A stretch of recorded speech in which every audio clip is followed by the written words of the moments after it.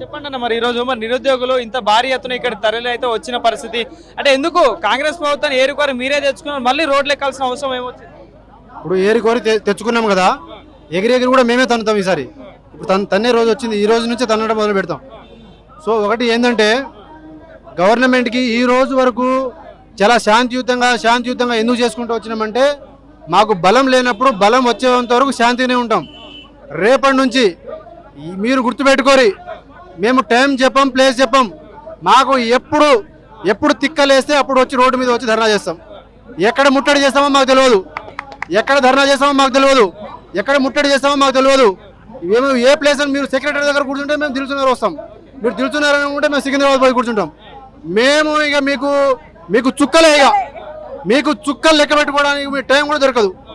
ఇప్పుడు ఇక్కడ 5,000 మంది వస్తున్నారు. ఇప్పుడు డిఎస్సీ అభ్యర్థి అక్క గ్రూప్ 1 తెలుసు మీకు. ఇప్పుడు మీరు పవర్ సెక్టర్ నోటిఫికేషన్ 6 నెలల నుంచి వీళ్ళు తిరుగుతున్నారు, ర్యాలీలు చేసి అలసిపోయినారు. వీళ్ళకు ఇంకో 10 రోజుల్లో వాళ్ళు డిఎస్సీ వాళ్ళు తయారవుతారు, ఆల్రెడీ పోలీసు వాళ్ళు తయారైనారు. మేము మొదటి నుంచి మేము ఒక ప్రయత్నం చేసినాం. ఇప్పుడు పవర్ సెక్టర్ బ్రదర్ అయితే వాళ్ళకు సెక్రటరీలకు, ఎంఐఎం ఆఫీసులకు, పార్టీ ఆఫీసులకు తిరిగి పోయి చూడు బ్యానర్ చూడు బ్రదర్, బ్యానర్ చూడు కదా.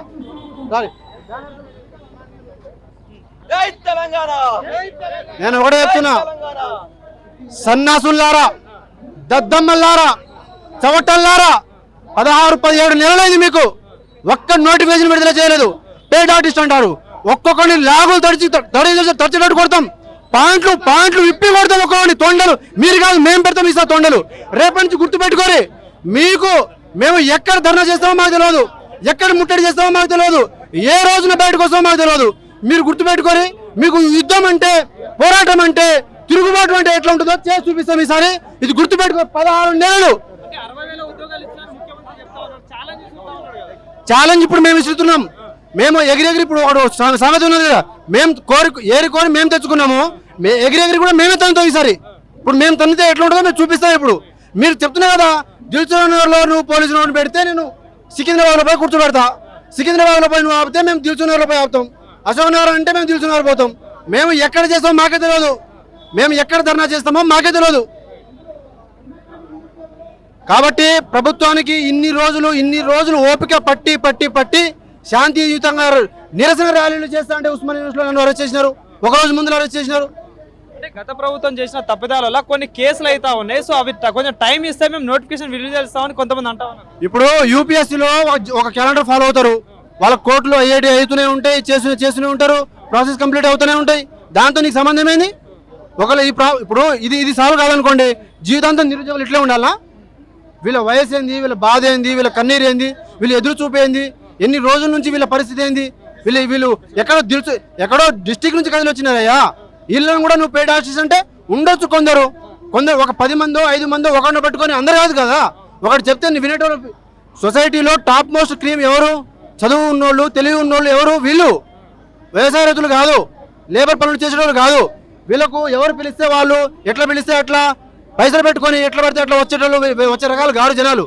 చదువుకున్నోళ్ళు, పీజీలు చేస్తున్నోళ్ళు, పిహెచ్డీలు చేస్తున్నోళ్ళు, ఉద్యమ నేపథ్యం ఉన్నోళ్ళు, అరే ఈ సమస్య మీద మాట్లాడాలని చెప్పేసి గుణం ఉన్నోళ్ళు, సఫర్ అయిన వాళ్ళు. సో ఇప్పుడు ఏదైతే జాబ్ క్యాలెండర్ రిలీజ్ చేసి దగ్గర సంవత్సరం అవ్వస్తా ఉంది, అది పక్కన పెట్టేసి కానీ ఇప్పుడు దగ్గరలో మళ్ళీ స్థానిక సంస్థ ఎన్నికలకి షెడ్యూల్ కూడా ప్రిపేర్ చేస్తా ఉన్నారు. ఆ రోజే చెప్పిన ఈ జాబ్ క్యాలెండర్ పెద్ద జో క్యాలెండర్ మీరు నమ్మొద్దని చెప్పిన. జాబ్ క్యాలెండర్ ఇంప్లిమెంట్ చేయడానికి ఎస్సీ వర్గీకరణ అన్నారు. ఆ రోజు జాబ్ క్యాలెండర్ ఎక్కడ పోయిందని ప్రశ్నించినప్పుడు అప్పుడు కూడా నిరుద్యోగులకు కొంత అర్థమైంది. అక్కడ కూడా వాళ్ళు మోసపోయినారు, వెయిట్ చేసినారు. ఎస్సీ వర్గీకరణ కోసం అయినది, అప్పుడు కూడా వెయిట్ చేసినారు. అప్పుడు కూడా బయటికి రమ్మన్నా. నేను జనవరి నుంచి రిప్రజెంటేషన్లు, ఫోన్లు, మెసేజ్లు, వీళ్ళకు గవర్నమెంట్కి కలవటాలు, ప్రతిపక్ష పార్టీని కలవటాలు, కుల సంఘాల నాయకులు కలవటాలు అక్కడికి తెలుసు.